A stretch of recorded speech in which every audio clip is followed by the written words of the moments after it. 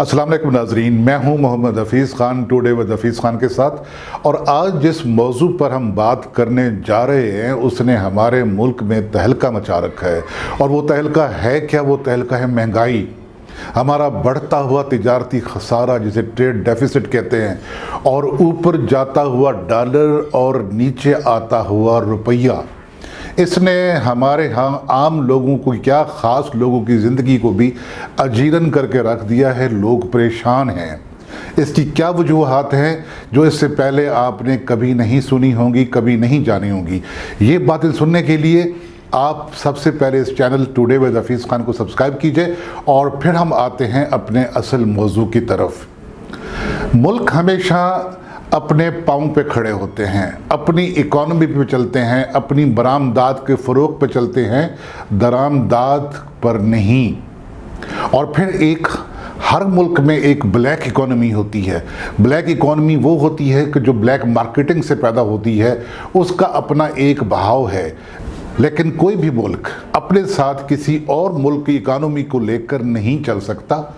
सूरत हाल अब ये हुई है कि जब अफ़गानिस्तान में हमारी गंदम जा रही हो, हमारी चीनी जा रही हो, और वो चीनी और वो गंदम जो हम एक ज़री मुल्क होते हुए इंपोर्ट करते हैं, हम डॉलर्स देकर ये चीज़ें मंगवाते हैं, और फिर ये सारी की सारी चीज़ें हमारे हमसाया मुल्क अफ़गानिस्तान में चली जाती हैं। और वहाँ हमें क्या मिलता है? हमारे ताजरों को क्या मिलता है?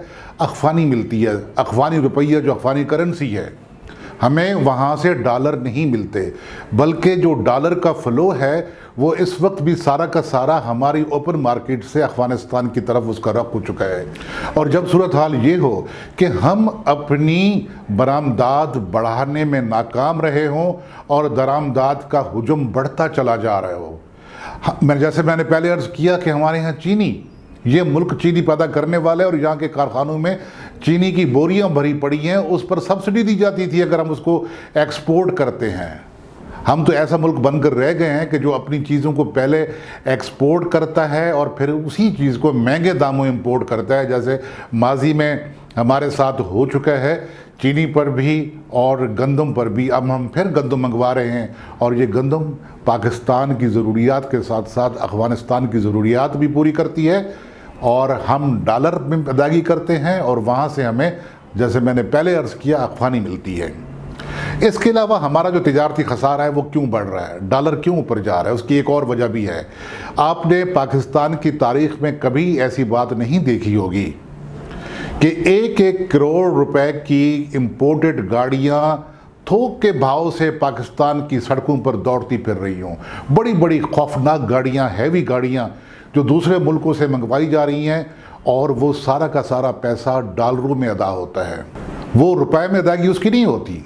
जब हमारे बाहर बैठे हुए लोग, हमारे पाकिस्तानी, हमारे पास रुपया नहीं भिजवाते, वो हमारे पास डॉलर भिजवाते हैं, और हम वही डॉलर उठाकर जो तय्युशात की चीज़ें हैं, सामान तय्युशात है, उसको ख़रीदने के लिए हम बाहर भेज देते हैं। तो फिर क्या होगा? मुल्क में डॉलर का फुकदान होगा, और डॉलर ऊपर चढ़ता जाएगा और रुपया नीचे गिरता जाएगा।